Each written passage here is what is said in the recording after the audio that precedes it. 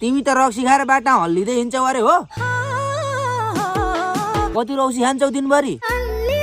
अलि अलि होइन, तिमीले 3-4 बोतलै रौसी खान्छौ अरे दिनभरि। पल्ला रे साइनोले भन् त मलाई, तिमीले मलाई गएर भनिदिउँ तिमीले रौसी खाँदै हिँड्छौ भनेर। के हुन्छ र भनिदिएर?